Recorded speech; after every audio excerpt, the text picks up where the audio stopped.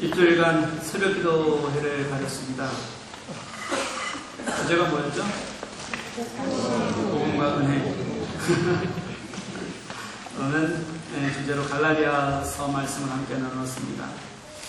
복음을 내 안에서 살아냈으면 좋겠다. 십자가의 은혜를 우리가 심장에 두고서 좀 뜨겁게 좀 살아가보자. 이런 말씀으로 일주일간 묵상을 했습니다. 그렇게 특사기간 동안에 기도를 하는데 정말 저는 눈물이 많이 났습니다. 엎드리기만 하면 눈물이 줄줄 흘렀어요. 이번 특사기간 동안에는. 왜 그랬냐면 첫 번째는 하나님이 주시는 감동이 있었습니다. 복음과 은혜가 정말 너무 절절하게 느껴졌어요. 우리가 복음을 살게 하시는 것도 감사하고 또 그게 은혜임을 깨닫는 것도 얼마나 감사한지 몰랐습니다. 그렇게 일주일 동안 말씀을 준비하면서 은혜 받고 기도하면서 감동받았습니다. 그래서 생각만 해도 눈물이 줄줄 흘렀어요.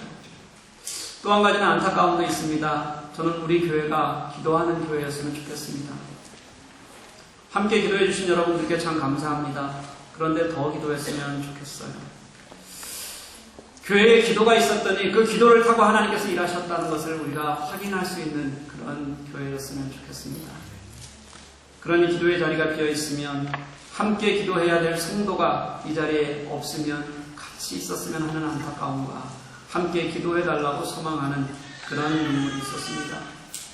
그리고 마지막으로요, 이건 제가 좀 미친 건데요, 기도하는데 소리가 들려요. 작게 울며 기도하는 그런 우리 교우의 소리가 들리는 겁니다. 그 소리가 여기에 나와서 기도하는 성도의 목소리도 있었고 나오지 않은 성도의 목소리도 있었습니다. 나와 있다고 해서 그분의 목소리가 직접 들렸던 것은 아니에요. 그런데도 정말 울며 기도하는 작은 목소리가 들리고 저도 함께 그 성도의 마음을 품고 같이 그렇게 울며 기도할 수 있게 하나님께서 해주셨습니다. 6일 중에서 이틀이나 됐어요. 신기한 체험이죠. 저는 이제 제가 미쳐간다고 생각합니다. 그런데 여러분 안심하십시오. 그 마음을 품고 이해하고 기도하는 것 그거 외에는 아무 일도 일어나지 않았습니다. 제게 성도들을 위해서 더 깊게 기도하시는 성령의 은혜였다고 저는 그렇게 믿습니다. 사랑하는 교회 여러분, 제가 먼저 기도하려고 합니다. 제가 이틀 전 신문 기사에서 이런 기가 막힌 표현을 봤습니다. 어떤 교회에서 담임 목사를 청빙을 하는데 그 청빙된 목사를 이렇게 표현해 놨더라고요. 복음주의 신앙, 에큐머니컬 신학, 오순절 영성을 가진 목회자. 이런 목회자가 있다면 뭐 이건 환상적일 것 같습니다. 이 세계 중에 제게 가장 부족한 것은 뭘까요? 뭐 이게 뭔지 알아야지 여러분들 그렇죠? 제가 여러분들에게 이렇게 죄를 짓는 것 같아요. 간단히 얘기하면 복음주의 신앙은 우리 기독교 신앙에서 성경의 최고의 권위로 믿자. 그리고 예수 그리스도만이 그의 십자가만이 구원의 유일한 길이고 그것이 나의 복음이고 그것이 하나님께서 내게 선물로 주신 은혜라는 것을 고백하는 신앙을 말합니다. 그러니까 우리가 일주일 동안 특세했잖아요. 그때 나는 복음과 은혜 이것이 분명히 고백되어지는 삶을 사는 사람들, 이런 신앙을 가진 사람들을 복음주의 신앙 이렇게 얘기합니다. 에큐메니컬 신앙이라는 것은요, 교회의 갱신과 개혁을 통해서 교회의 연합과 일치를 이루고자 하는 그런 신학계입니다. 목표는 뭐냐면 우리가 연합과 일치를 통해서 신앙과 삶의 현장에서 우리가 선교적 지평을 좀 넓혀보자 하는 그런 것이 에큐메니컬 신학입니다. 오순절 영성은요, 은사주의 이렇게 표현하기도 하는데요. 부정적으로 보는 시각에서는 방언이나 은사 같은 것에 너무 빠져있다는 겁니다. 그런데 이것을 긍정적으로 보자면 이렇게도 해석할 수 있습니다. 성령께 의지하는 기도하는 그런 영성, 이것을 말하는 겁니다. 이제 세 개 다 설명드렸으니까요. 제가 부족한 게 뭘까요? 예? 완벽하십니다.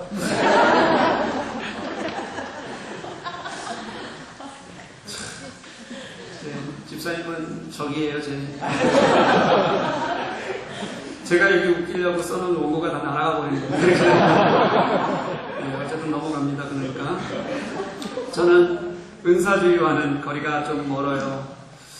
그래서 좀 더 끌어엎드려야겠다, 좀 더 기도하는 목사가 되어야겠다 이렇게 생각합니다. 여러분이 함께 도와주고 또 동참해주고 그렇게 힘이 되어주셨으면 좋겠습니다. 이제 말씀으로 한번 돌아가 볼게요. 지난주까지 우리가 읽어온 고린도후서 말씀을 보면 바울의 모든 관심은 하나님과의 화해에 있습니다. 나만 화해하는 것이 아니라 한 사람이라도 더 하나님과 화해하는 소망을 갖는 겁니다. 그런데 그러기 위해서는 먼저 내가 다른 사람들과 화해해야만 이것이 가능한 거예요. 내가 생명을 살리고 싶은데 내가 누군가와 화해하지 못하는 것 때문에 복음에 방해가 된다면 이게 얼마나 안타까운 일이겠느냐는 겁니다. 그러니 나는 상처난 관계가 되지 않아야 된다. 또 내가 상처난 관계로 있다면 이것을 회복해야 한다. 이런 노력을 사도 바울은 무진장 많이 애를 쓰면서 해나갑니다. 고린도 교회와의 화해를 위해서도 그래서 수많이 수고하고 애를 썼습니다. 그리고 오늘 본문에서 그 열매가 맺히는 것을 볼 수 있어요. 오늘 본문은 이전의 말씀과는 다르게 편안함이 있고 그리고 정겨움이 있습니다.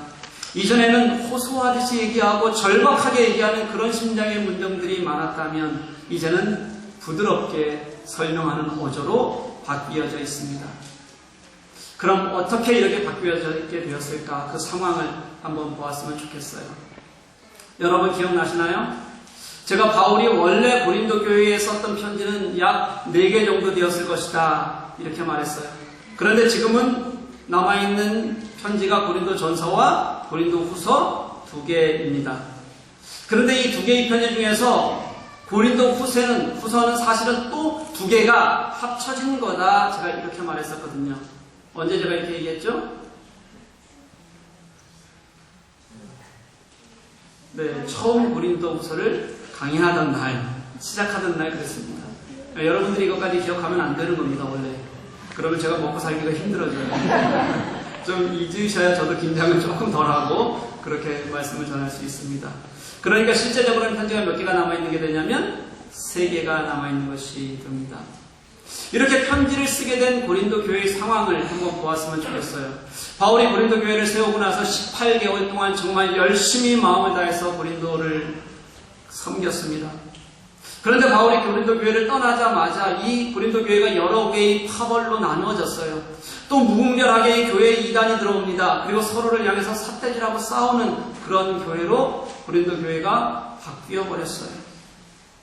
그래서 그런 모습을 염려하며 권면을 담고 그리고 책망도 때로는 하고 해서 썼던 편지가 고린도 전서입니다. 이 편지를 받은 고린도 교인들은 어때야 됐을까요? 돌아서야 되잖아요. 그런데 그들은 돌아서기는커녕 회개하기는커녕 바울마저 더 조롱하고 비판을 합니다. 그래서 그 마음이 너무 상하고 상처가 돼서 쓴 편지가 고린도 후서의 뒷부분인 고린도 후서 10장부터 13장이에요. 당연히 그때 이 편지의 내용은 어떻겠습니까? 격렬해요. 격정적이에요. 그리고 서운함이 굉장히 많이 되어져 있어요. 그래서 굉장히 불편한 편지가 되어져 버렸습니다. 이런 편지를 보내고 나니까 또 마음이 아파요. 후회가 돼요. 미안한 마음이 들어요. 혹시라도 내가 이렇게 쓴 편지 때문에 이 불화가 복음에 방해가 되지는 않을까 하는 근심이 너무 많았을 겁니다. 복음을 위해서라면 빨리 화해하고픈 마음이 계속 간절하게 들었어요. 그런 바울에게 좋은 소식이 들려오는데요. 그렇게 마음이 상해서 격정적으로 쓴 2번째 편지를 받은 고린도 교회 성도들이 회개하고 돌아왔다는 거예요. 여기에 교훈이 하나 있습니다. 뭐냐면 사람은 좋은 말로 하면 안 듣는다는 거예요. 꼭 승리를 좀 내야지만 그래야지 알아듣는다는 거죠. 어쨌든 얼마나 좋습니까? 그래서 바로 화해의 편지를 쓰게 되는데 그게 바로 1장부터 9장이에요. 그러니 바울은 이 화해로 인해서 복음이 더 확장되고 진보할 수 있다는 것이 너무 좋습니다. 너무너무 기쁜 마음을 가지고 편지를 써요. 그리고 그 마음이 따뜻해지는 것에 가장 중요한 자리가 오늘 우리가 읽은 본문의 말씀입니다. 바울은 그 따뜻함으로 이렇게 말하는 거죠. 고린도 교인들이여, 너희를 향하여 우리의 입이 열리고 우리의 마음이 넓어졌으니, 이렇게 얘기합니다. 입이 열렸다는 것은 늘 진실하게 말했다는 뜻입니다. 마음이 넓어졌다는 것은요, 어떤 것도 받아들일 수 있을 만큼 평안한 마음이 지금 되어져 있다, 이런 뜻입니다. 그런데 이렇게 화해와 여유로움을 갖게 된 것이 사실은 거저된 것이 아니었다는 거죠. 결과는 지금 이렇게까지 왔지만 이 결과를 얻기까지 사도 바울은 가슴 아픈 스토리를 이 교회와 가지고 있는 겁니다. 지난주에 우리가 바울이 겪었던 고난의 목록들을 좀 보았어요. 이 고난의 목록들을 보니까 굉장히 고통스러운 것들입니다. 바울은 가는 곳마다 그렇게 힘들어서 죽을 만큼 고난을 당했어요. 그렇다면 고린도 교회도 아마 마찬가지였을 것이다. 우리는 그렇게 생각할 수 있습니다. 고린도는 굉장히 척박한 땅이에요. 우상이 넘치는 지역이었고 성적 타락이 만연해서 교회 안에서도 성적 타락이 더 벌어지는 것이 아무렇지도 않게 보여지고 합리화될 수 있는 그런 곳이었어요. 빈부의 격차가 너무 컸고요. 사람을 계급으로 나누어서 차별하는 것이 너무도 당연하게 여겨지던 그런 곳이 고린도 지역입니다. 그런 곳에서 교회를 세웠고 그런 교회에서 교인들을 제대로 성장시키기 위해서 제자 삼기 위해서 가르치고 섬기는 것이 얼마나 힘들었겠습니까? 아마 목회하는 동안 온갖 고난과 아픔 그리고 절제, 인내하는 시간들을 계속해서 아마 견디며 이기며 그렇게 목회를 했을 것을 우리는 상상하는 것이 어렵지 않습니다. 바울은요, 한 사람이라도 더 예수를 알게 하려고 그들이 하나님과 화해하는 것을 보기 위해서 정말 모든 수고를 아끼지 않았다는 거예요. 13절 모습을 보면 자기 자녀를 대하듯이 고린도 교회 교인들을 대했던 것 같습니다. 그런데 고린도 교회 사람들은 바울이 떠나고 나니까 얼마 지나지 않아서 잘못된 가르침을 받아들이고 바울을 오해하고 비난하고 없는 말로 꾸며서 대적까지 했으니까 그게 얼마나 큰 일이겠어요. 고린도 교회가 바울에게 했던 말들은 우리가 오늘 읽었던 본문 중에서 7장 2절 하반절 말씀을 보면 잘 알 수 있어요. 바울이 이렇게 말하잖아요. 우리는 아무에게도 불의를 행하지 않고 아무에게도 해롭게 하지 않고 아무에게서도 속여 빼앗은 일이 없노라. 바울에게 쏟아진 많은 비난들 중에서 불의를 행하고 해롭게 하고 속여 빼앗는 저라는 비난들이 있었다는 것이 분명하다는 거예요. 내가 고난을 받더라도 이 교회가 하나님 앞에 바로 서야겠다. 그런 일념으로 사랑으로 대하고 복음을 가장 중요한 가치로 여겼던 사도가 들어야 했던 이 비난들을 한번 생각해 보십시오. 얼마나 바울의 마음이 쓰라리고 아팠겠습니까? 오죽했으면 바울은 고린도후서 10장 13절에서 그렇게 눈물로 피토하는 마음으로 격렬하게 그렇게 호소하는 편지를 다시 썼겠어요. 그리고 나서 또 다시 그래 내가 또 잘못했구나 회개하는 마음을 갖게 되었겠어요. 고린도후서 2장 4절 말씀을 보면 그때의 마음을 사도 바울은 이렇게 표현해 봅니다. 내가 마음에 큰 눌림과 걱정이 있어서 많은 눈물로 너희에게 썼노니 이는 너희로 근심하게 하려는 것이 아니요 오직 내가 너희를 향하여 넘치는 사랑이 있음을 너희로 알게 하려 합니다. 그런 아픔 속에서도 큰 눌림과 통곡하는 눈물 그리고 인내하고 기다리는 마음 이것이 모두 교회를 향한 사도 바울의 마음이었다는 거예요. 그리고 결국 오늘 사도 바울은 그 마음을 가지고 화해를 선포하는 거예요. 그런데 여러분 생각해 보십시오. 이렇게 수많은 오해가 있고 비난이 있어요. 눈물이 있습니다. 그럼에도 불구하고 기꺼이 인내하고 사랑합니다. 도대체 그 힘이 어디에서 나오는 걸까요? 저나 여러분 같으면 여러분까지 싸잡아 들어가서 죄송하긴 한데요. 저 나쁜 놈들 우리가 다시는 상종 하나 보자 이렇게 포기하지 않았을까요? 그런데 사도 바울은 끝까지 포기하지 않습니다. 왜 그럴까요? 왜 포기하지 않고 참고 기다리고 화해하려고 그렇게 애를 쓸까요? 하나님을 사랑하기 때문입니다. 하나님의 마음으로 사람들을 보기 때문에 그렇습니다. 한마디로 다시 말하자면 복음 때문입니다. 7장 3절 말씀을 보면 내가 이 말을 하는 것은 너희를 정죄하려고 하는 것이 아니라 내가 이전에 말하였거니와 너희가 우리 마음에 있어 함께 죽고 함께 살고자 합니다. 이렇게 고백합니다. 너희가 우리 마음에 있다. 고린도 교회 성도들과 사도 바울은 생명으로 함께 묶여있다고 그렇게 말합니다. 바울이 왜 그렇게 격정적으로 호소하고 왜 그렇게 조바심을 냈겠습니까? 함께 죽고 함께 살고자 함이라. 함께 울고 함께 우는 것이 우리 그리스도인 간의 사이의 화해의 모습이라면요, 함께 죽고 함께 사는 것은 하나님과의 화해를 살아가기를 소망하는 사도의 가장 큰 모습이라고 저는 그렇게 생각해요. 복음을 위해서라면, 생명을 살리기 위해서라면 언제라도 나의 목숨은 희생되어도 좋다, 죽어도 괜찮다는 마음이 사도 바울에게는 늘 있었어요. 이런 마음을 사도행전 20장 24절에서는 이렇게 표현합니다. 나의 달려갈 길과 주 예수께 받은 사명, 곧 하나님의 은혜의 복음을 증거하는 일을 마치려 하면은 내가 나의 생명을 조금도 귀한 것으로 여기지 아니하노라. 이것이 바울이 자신의 전 생애를 통해서 우리들에게 보여준 삶이었고, 결국 그 삶을 가지고 살아가다 그 복음 때문에 죽게 됩니다.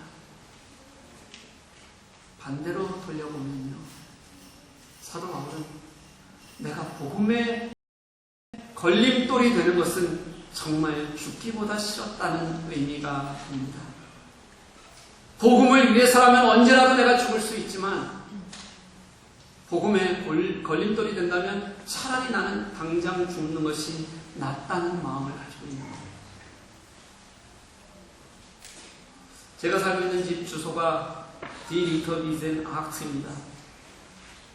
아크가 파리예요. 독일에서 도로명을 알면 집을 찾는 것이 그리 어렵지가 않습니다. 도로 표지가 워낙 잘 되어 있거든요. 그런데 우리 집 입구에도 당연히 디 리터비젠이라는 도로 표지가 되어져 있습니다. 그런데 우리 집을 찾아오시는 분들이 집을 헤매는 경우들이 굉장히 많아요. 길이 일자로 되어 있지 않고 이렇게 기역자로 꺾이는데, 기역자로 꺾이는 그곳에 조그만 샛길이 또 하나가 있어요. 이 샛길 도로 표지판이 애매하게 우리 집 쪽으로 이렇게 나와져 있어요. 그래서 이게 디비전인지 아니면 그 길 도로편인지 알기가 굉장히 어렵습니다. 더군다나 우리 집 앞에는 이제 큰 호프가 하나 있는데, 그 호프, 우리 집 정문으로 들어갈 때 글씨가 하나 써 있어요. 옛날에 이 집이 다른 용도로 쓰일 때 그 집의 이름입니다. 로젠호프라고 써 있어요. 그러니까 사람들이 오면 그게 또 주소로 생각이 돼요. 여기는 디 리터비젠으로 들어왔는데 안데어 팩인지 로젠호프인지 사람들이 알 수가 없는 겁니다. 오죽했으면 DHL도 그냥 왔다가 주소 불며 돌려보내는 일들이 종종 일어납니다. 제가 매일 성경을 한국으로 돌려보내주려는 것을 하루 전에 리셀사인까지 가서 찾아온 적도 있습니다. 그런 것 같아요. 우리가 조금만 잘못하면 내가 스스로 죄를 범하는 것뿐만 아니라 나로 인해서 다른 이의 영혼에 상처를 입히고 잘못된 길로 이끌 수도 있다는 것을 여러분 알아야 합니다. 제가 밖에서 가끔 우리 교회 이야기를 들어요. 긍정적인 이야기가 많지만 때로는 부정적인 이야기들도 있습니다. 그런데 아무래도 괜찮아요. 문제는 이 부정적인 이야기 속에 짙게 배어 있는 것은 무엇이냐면 교회에 대한 불신입니다. 결국 너희들 때문에 예수 믿기 싫다는 이야기가 되어버린다는 거예요. 우리 교회가 건강하게 생명을 살려야 한다고 세워졌는데 혹시라도 우리 때문에 예수에게서 누군가가 멀어진다는 것이 우리가 예수를 향해 있는 표지판이 아니라 잘못된 길로 이끄는 표지판 역할을 한다는 것이 여러분 얼마나 속상한 일인지 알아야 합니다. 그거 알지 못하면 우리는 예수 잘못 믿는 거예요. 교인 중에는 예수의 감동을 주는 사람이 있는가 하면 자꾸 마음을 닫게 하는 사람도 있습니다. 저는 우리 성도 때문에 예수를 믿는 사람을 보면 정말 너무 좋아요. 그런데 내가 걸림돌이 되는 것조차 모르는 것을 보면 또 마음이 아픕니다. 그렇게 나로 인해서 마음이 다치면 그것이 예수를 거부하는 자리가 될 수 있다는 것을 우리가 알지 못하면 이건 정말 무서운 일입니다. 그래서 알고 가슴 아프게 생각해야 합니다. 오늘 본문은 바울이 고린도 교회에 자신을 변호하고 복음이 얼마나 중요한 것인지를 호소하고 그러는 끝부분에 해당합니다. 그 마지막에 이제 화해를 하면서 어떤 것도 괜찮다. 그래 나는 괜찮다. 너희들이 참 신앙으로 설 수만 있다면, 그래서 내가 너희와 함께 복음 때문에 함께 죽고 함께 살 수만 있다면 괜찮다. 우리 그런 관계가 되자고 그렇게 성도들을 도닥거리고 있는 장면이에요. 사도의 마음이, 그 마음이 하나님의 마음을 품으니까 이렇게 너무 아름다운 이야기가 되어집니다. 그래서 저는 이 말씀들을, 이런 말씀을 읽으면 제가 아직 부족하고 저는 안 되기 때문에 대리만족을 잘 느낍니다. 그래, 이게 얼마나 좋은 일이야. 그래, 이게 얼마나 귀한 일이야. 얼마나 아름다운 일이야. 설교를 준비하면서 혼자 굉장히 많은 감동이 되어서 별짓을 다 해야죠. 여러분이 제가 무슨 짓을 하는지를 보면 둘 중에 하나일 겁니다. 은혜를 받거나 미쳤다고 하거나. 여러분 어떨 것 같아요? 보지 못했으니까 모르겠지만. 우리 아이들은 제가 미쳤다고 생각하는 것 같습니다. 가끔 소리를 지르기도 하고 혼자 찬양을 하기도 하고 손을 일해가면서 막 말씀을 읽다 보면 저는 감동이 받아서 그러는데 우리 아이들은 아주 이상한 눈으로 쳐다봐요. 사랑하는 교회 여러분, 마음을 여십시오. 여러분 복음을 위해서 마음을 여셨으면 좋겠습니다. 내가 복음에 장애물이 되지 않도록 활짝 여러분의 마음을 여십시오. 내가 혹시라도 생명을 죽이는 일은 없는지 날마다 돌아보셨으면 좋겠습니다. 12절 말씀처럼요, 내 마음이 좁아지면 모든 것을 제대로 보기가 어렵습니다. 은혜도 은혜로 여겨지지가 않습니다. 그래서 내가 예수를 믿으면서도 은혜를 누릴 수조차 없는 안타까운 삶을 살아가게 됩니다. 내 마음이 좁아지면 모든 것이 부정적이 됩니다. 그러니 마음을 열어야 합니다. 우리 마음이 넓어졌으니 너희도 마음을 넓히라. 마음으로 우리를 영접하라. 너희가 우리 마음에 있어 함께 죽고 함께 살고자 합니다. 오늘 본문에만 나와 있는 사도 바울이 고린도 교회를 향해서 그 마음을 넓히자, 그 마음을 함께 하자고 얘기하는 이 생명을 바라보는 마음이 너무 넓고 따뜻하고 크고 많습니다. 그리고 이것은 바울의 마음뿐만 아니라 사실은 예수님의 마음이었습니다. 언제라도 아픈 자들을 보면 예수님은 같이 아파하십니다. 먼저 찾아가시고 그 안타까운 자들을 향해서 눈물 흘리셨던 예수님의 마음이 그렇습니다. 예수님은 약한 자들에게서 눈을 돌린 적이 없으십니다. 함께 아파하기를 삶으로 늘 고스란히 예수님은 보여주셨습니다. 제가 금요일 성경 공부를 하는데 굉장히 피곤했어요. 밤인데 특세 준비로 인해서 마음은 정말 은혜가 되고 감동이 되는데 몸은 좀 지쳐갔습니다. 몸과 마음이 따로 떠 있는 것 같은 그런 상태, 여러분 아실려나 모르겠어요. 네. 토요일 특세 설교를 이제 마무리하고 또 주일 설교 1차 원고를 우리 통역팀에 보내려고 하면 금요일날 조금 일찍 마쳐야 하는데 그게 잘 안 됐습니다. 결국 토요일 새벽 3시가 돼서야 제가 누울 수가 있었습니다. 자려고 누웠는데 그날 성경 공부에서의 감동이 다시 한번 제게 이렇게 밀려오더라고요. 저는 우리 성도들이 예수님이 좋다고 고백하는 걸 보면 정말 안 먹어도 배가 부른 것 같아요. 떠올릴 때마다 너무 좋습니다. 저한테 와서 얘기할 때 다른 얘기 좀 하지 마시고요. 그냥 예수님 좋다는 얘기만 해주세요. 근데 그런 얘기 가지고 오는 사람은 진짜 별로 없어요. 근데 그런 얘기를 듣는 것, 그런 고백을 듣는 건 참 저에게 너무 기쁜 일이에요. 근데 원래 이 금요 성경 공부반이 그렇지 않아요.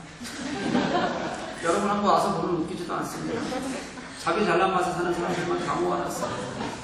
이제 성경을 해석하고 주석하는 것을 보면 신학생들 뺨칩니다. 진짜 교만하기가 하늘을 찔러요. 아무튼요.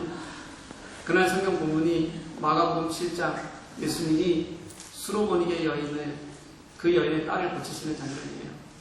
성경 공부가 끝나고 한마디씩 말씀의 은혜를 이렇게 나누는데 눈물바다가 됐어요. 이유는 단 하나입니다. 나의 삶을 비추어 보니까, 지금 나의 삶을 돌아보며 예수님의 마음을 보니까 우리를 사랑하시는 그 마음이 너무 귀해서 그걸 생각하니까 어떻게 주체할 수가 없는 겁니다. 이건 저는 많이 알고 모르고의 문제가 아니라고 생각해요. 내가 예수님을 마음의 은혜로 깨닫느냐, 그렇지 않느냐의 유일한 그 문제가 우리들에게 가장 중요한 핵심이 되는 것 같아요. 예수님의 마음이 그렇습니다. 어느 누구라도 사랑한다고 말씀해 주시고, 어느 누구라도 구원하고 싶어 하시고, 어느 누구라도 먹고 싶지 않아서 당신이 먼저 아파하시고 눈물 흘리시고 죽기까지 그렇게 당신이 세상과 화해를 먼저 이루셨습니다. 그런데 우리가 그것을 어떻게 막겠습니까? 그런데 우리가 그것을 어떻게 멀리하고 내가 복음에 거치는 돌이 되는 것이 아무렇지도 않게 우리가 살아갈 수 있겠습니까? 예수 그리스도로 우리의 마음이 넓혀지면 우리가 복음이 되는 겁니다. 우리의 욕망과 자아로 내 마음이 좁아지면 우리가 복음을 가리는 사람이 되어지는 겁니다. 마음을 넓히면 하나님과의 화해의 도구가 되고, 마음을 좁히면 거치는 돌이 됩니다. 우리가 어떻게 살아야 되겠습니까? 사랑하는 교회 여러분, 우리 이제 예수님 때문에 마음이 열리고 생명을 향해서 우리 마음이 넓어져서 모든 일을 품을 수 있게 해주십시오. 예수로 함께 살고 함께 죽기를 기뻐하게 해주십시오. 어떤 환경도 핑계 들지 않고 위로와 기쁨을 고백할 수 있게 해주십시오. 그런 삶을 살기로 고백하는 저와 여러분들 되시기를 주님의 이름으로 간절히 소망합니다. 함께